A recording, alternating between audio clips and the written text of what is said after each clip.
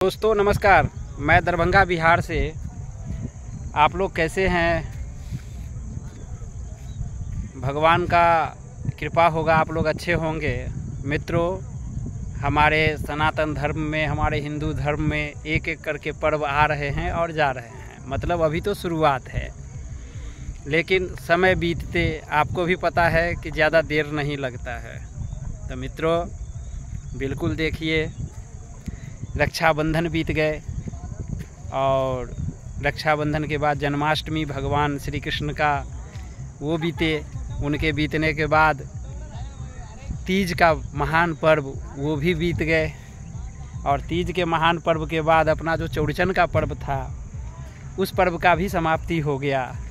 और आज जो है गणेश पूजा, तो गणेश पूजा मतलब जो दिन में कर रहे थे वो लोग किए, और बहुत जगह जो सार्वजनिक पूजा गणेश का होता है तो वो सार्वजनिक पूजा जो है सायंकाल से शुरू है, और लोग जो है सायंकाल के बाद गणेश पूजा का शुरुआत करेंगे, क्योंकि वो बहुत ही विस्तृत तरीक़ा से होगा।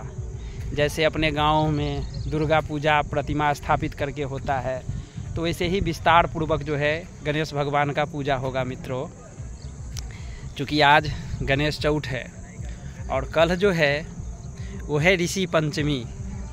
मित्रों, मैंने जो बोला ऋषि पंचमी, तो हमारा उम्र जो भी 40-42 साल है, तो चूँकि हम दरभंगा बिहार से बिलोंग करते हैं।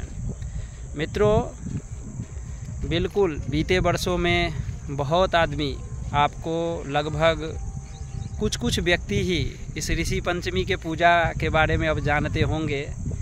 और धर्म के आधार पर हम इसीलिए कहते रहते हैं कि छोटा से छोटा पर्व जो हमारे पूर्वज मना लिए, हमें उसको नज़रअंदाज नहीं करना चाहिए, नहीं तो आने वाले पीढ़ी क्या हैं उस पूजा को भी भूल जाएंगे। और वैसे ही है अपना ये ऋषि पंचमी का पूजा। मित्रों, ऋषि पंचमी का पूजा जब हम गांव में बिल्कुल आज से करीब 16-17 साल पहले देखा करते थे, तो कुछ माँ बहन ही इस पूजा को किया करती थी और बहुत लोग भूल गए थे इस पूजा को। तो मित्रों, ऋषि पंचमी का पूजा मैं बिल्कुल ज़्यादा विस्तृत तरीक़ा से आप लोगों को नहीं बताऊंगा, और चूँकि उसका कथा भी मैं जानता हूं, लेकिन कथा वीडियो के माध्यम से आप लोगों को नहीं बता पाऊंगा, क्योंकि हो सकता है कि आपका बहुमूल्य समय हमारे इस वीडियो को देखने के लिए उपयुक्त नहीं हो पाए। तो मित्रों, मैं सिर्फ इतना ही कहता हूं कि महिलाएं, माता बहन,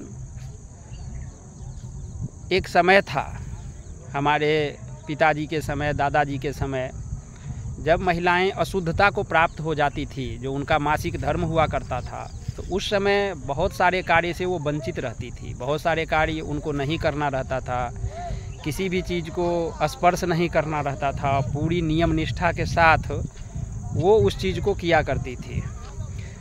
लेकिन उसी में जो थोड़ा बहुत भूल चूक उनसे हो जाता था, मतलब, तो उस पाप कर्म को काटने के लिए आप हिंदू धर्म के पुस्तक को जब पढ़ेंगे तो उस पाप कर्म से मुक्ति पाने के लिए महिलाएं ये ऋषि पंचमी का व्रत किया करती थी।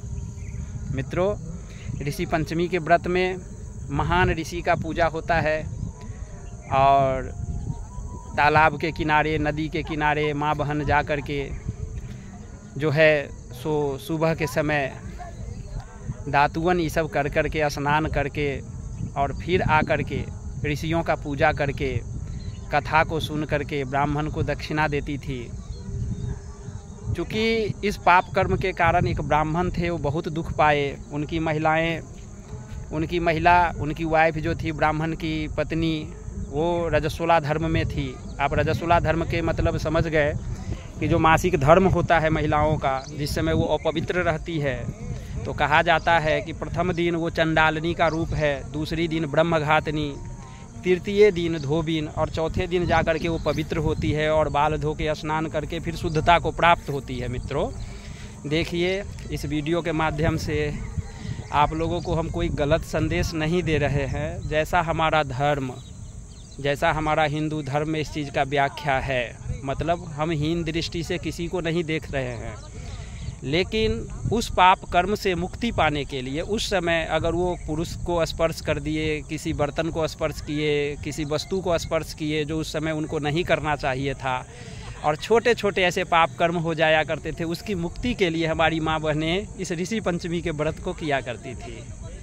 और मित्रों, तो वही ब्राह्मण जो हैं, ब्राह्मण और उनकी पत्नी, तो उनकी पत्नी रजस्वला धर्म में रहती है और अपने पति को स्पर्श कर देती है, उनका सेवा कर रही होती है। और कुछ दिन पश्चात उनके एक संतान, एक पुत्र रहते हैं, और कुछ दिन बाद जो है उनकी मृत्यु हो जाती है। मृत्यु हो जाने के बाद अपने ही घर में, मतलब अपने बेटे के घर में ही जो पिता होते हैं ब्राह्मण, वो एक बैल के रूप में अवतार लेते हैं, मतलब उनका दूसरा जन्म। और वो ब्राह्मणी जो होती है वो अपने मतलब पुत्र के ही घर में एक कुतिया के रूप में जन्म लेती है, और दोनों आपस में एकांत में विचार करती रहती है।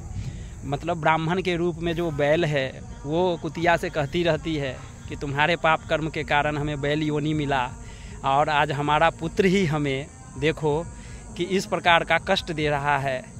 तो आपस में बात करती रहती है, लेकिन उससे मुक्ति पाने का उनके पास कोई उपाय नहीं दिखता रहता है। और कुछ दिन पश्चात उनके पुत्र जो हैं ब्राह्मण भोजन का आयोजन रखते हैं, और उनकी जो बहू है वो खीर बनाती है, और खीर बना के रखी रहती है। उसी समय एक विषैले सर्प आते हैं और उस खीर को जूठा कर देते हैं, उसमें से कुछ खीर भक्षण कर लेते हैं। उस समय उन ब्राह्मण की बहू वहाँ नहीं रहती है, लेकिन वो कुतिया बैठ कर के देख रही होती है, और वो बहू के आने का इंतज़ार करने लगती है। जब दरवाजे पर बहू आती है तो कुतिया दौड़ करके जा करके उस खीर पे अपना जो है मुंह स्पर्श कर देती है, और आधे जले हुए लकड़ी से उनकी बहू उस कुतिया को बहुत मारती है। और ठीक प्रत्येक दिन के तरह रात को फिर वह बैल और कुतिया आपस में बात करता रहता है कि देखो कि आज अगर इस खीर को कोई ब्राह्मण को खिला दिया जाता तो आज हमारा पुत्र और बहू कितने पाप के भागी हो जाते हैं। तो वही वह ब्राह्मण कहते हैं कि क्या कर सकते हैं, हम तो बैल योनि में है, लेकिन इससे जो मुक्ति पाने का उपाय है वह ऋषि पंचमी का ही व्रत है। और उन दोनों के वार्तालाप को उनकी बहू और पुत्र रात के समय सुनते रहते हैं। तो फिर उनकी बहू जो है सो आ करके जब इस बात को सुन लेते हैं तो आ करके जो है बैल के समीप हाथ जोड़ करके कहते हैं कि मैं आप लोगों को इस योनि से मुक्ति के लिए इस व्रत को अवश्य करेंगे। और वो इसी ऋषि पंचमी को व्रत को करती है, और व्रत करके पूर्णतः व्रत जब समाप्त हो जाते हैं तो भगवान से वरदान मांगते हैं कि हमारे साथ साथ हमारे सास और ससुर जो बैल और कुतिया के योनि में है, प्रभु उनको भी मुक्त कर दीजिए। तो मित्रों, यही ऋषि पंचमी का व्रत है। तो क्या है, धीरे धीरे ये व्रत सब विलीन होते चले जा रहे हैं, लोग उस हिसाब से नहीं देख रहे हैं, लेकिन जो कुछ जानकार हमारे पुराने हैं वो आज भी इस व्रत को नियम निष्ठा से कर रहे हैं। मित्रों, तो आप लोगों को अगर जानकारी नहीं होगा तो प्लीज़ आप इस वीडियो को ज़रूर देखा कीजिएगा, क्योंकि समय बदल गया है। कोई भी चीज़ न बच्चे अपने गार्जियन से छुपा रहे हैं, न गार्जियन बच्चे से छुपा रहे हैं। तो अच्छी बात है, हम एक तरह से एक दोस्त बन के आपस में बात करते हैं, विचार करते हैं, और उसी प्रकार उसी विचारधारा में हम लोगों को अपने धर्म के बारे में भी विचार करना चाहिए।